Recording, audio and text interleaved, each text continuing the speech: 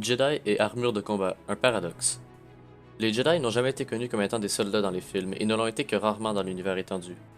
Malgré qu'eux-mêmes se définissent comme étant des guerriers, les Jedi préféraient être appelés des gardiens, des justiciers ou plutôt des chevaliers pour atténuer le côté barbare du thème guerrier, ou plutôt le côté obscur. Donc les Jedi ont rarement été vus avec des armures de combat, mais plutôt avec des robes traditionnelles donnant un côté diplomate et pacifique. Par contre, il y en a eu des exceptions. Bon allez, on commence par le commencement. Bon, on recule de plusieurs millénaires en arrière et on se retrouve... Bah dis donc, ça vous rappelle quelque chose cette époque? Sinon, allez voir mes 3 premières vidéos qui racontent exactement ce qui s'est passé avec les Jedi durant leur création. Donc, durant le 25e siècle avant la bataille de Yavin, les Jedi commencèrent leur première guerre. Entre autres contre leur descendance, l'Empire Number One de la galaxie à cette époque, et entre eux-mêmes. Pendant ces guerres, il leur fallait de quoi résister aux blasters, et aux katanas, et les sabres force, et tous les autres types de dégâts. Les armures de Jedi étaient conçues pour être des armures légères et confortables pour avoir le plus de mouvement libre possible. Souvent, les armures étaient portées avec des robes traditionnelles Jedi, ce qui faisait que seulement certaines parties précises du corps étaient protégées. C'était souvent des endroits plus vulnérables et vitaux, moins faciles à protéger au sabre laser, ou bien des endroits où les mouvements étaient restreints durant un combat. Par exemple, les épaules, les mains, les pieds, les genoux, ainsi que d'autres. Par contre, plus on recule dans le temps, plus on remarque que l'ordre préconisait et utilisait les armures, et surtout des armures plus lourdes et résistantes. Au contraire, plus on avance dans le temps, plus on se rapproche de l'époque de la guerre des clones et de l'avènement de l'Empire, moins ils utilisaient d'armure. En fait, avant tout, tout dépend des contextes. Durant les guerres entre Jedi et Jedi Noirs, durant la guerre de la Force, durant le premier et le second grand schisme de l'Ordre, les Jedi devaient se battre seulement contre des ennemis au corps à corps sur des champs de bataille où les guerriers n'avaient pas besoin de faire beaucoup d'acrobatie.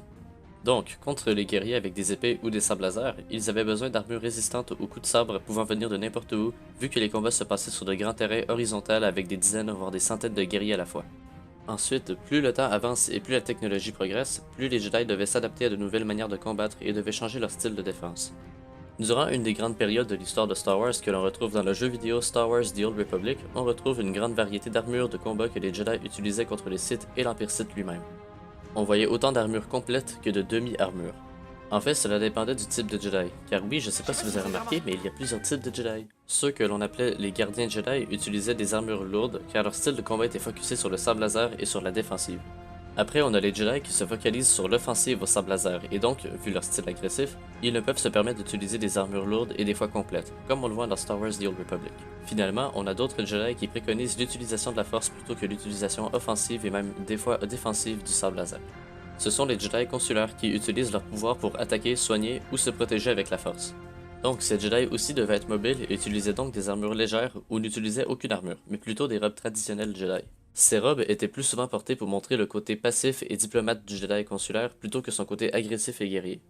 L'une des dernières grandes époques où les Jedi devaient porter des armures fut celle des Nouvelles Guerres Sith, une période qui dura plus de 1000 ans, commençant à moins de 2000 ans avant la bataille de Yavin.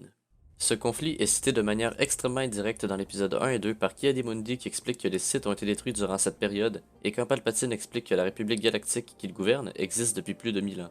Donc, on peut en déduire que les Jedi ont détruit les Sith durant cette guerre et que les Sith ont réussi à détruire la République dans le temps que l'on appelle l'Ancienne République? Pas tout à fait. Un jour, on y reviendra dans d'autres vidéos. Mais bref, durant cette période, les Jedi utilisaient des armures comme durant la Grande Guerre galactique. Ils portaient des armures lourdes, légères, complètes, partielles, car le conflit dura pendant longtemps et les conditions de combat étaient très variées dans le temps. Des fois, on les voyait même des Jedi avec des armures ressemblantes à celles des chevaliers du Moyen Âge. Finalement, après la guerre, la destruction de la Confrérie des Ténèbres, la présumée destruction des Sith et la reconstruction de la République, les Jedi ont décidé de ne plus porter d'armure de combat et de ne plus faire partie de l'armée de la République. À présent, ils voulaient retourner à leurs valeurs et leurs principes d'antan, redevenir des gardiens et ne plus se concentrer sur la guerre. Donc, la prochaine et dernière période est celle de la guerre des clones, où les Jedi ont dû redevenir des généraux de guerre et devaient diriger leur légion de soldats clones.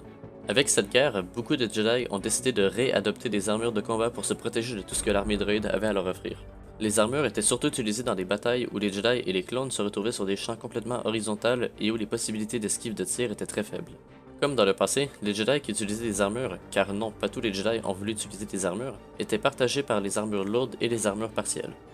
Quelques exemples de Jedi que l'on pourrait citer seraient les généraux Anakin Skywalker, Obi-Wan Kenobi, Plo Koon, Sassitin, Ram Kota juste pour citer les plus connus. Bien évidemment, pas que des généraux ou des personnages connus utilisaient des armures. Il y a même eu des Jedi qui ont décidé de porter des armures complètes de clones. Je n'irai pas plus loin pour l'instant, car durant la purge Jedi, il reste plus grand chose des Jedi, et la suite change selon l'univers légende et canon, donc j'y reviendrai peut-être un jour. Je ferai très certainement d'autres vidéos sur les armures de d'autres groupes d'utilisateurs de la force ainsi que sur les groupes eux-mêmes. Ou sinon, c'est tout pour cette vidéo. J'espère qu'elle vous aura plu. Si c'est le cas, n'oubliez pas le pouce bleu, de vous abonner et de partager. Si vous avez des suggestions de vidéos à proposer, écrivez-les en commentaire et je verrai ce que je peux faire. A plus!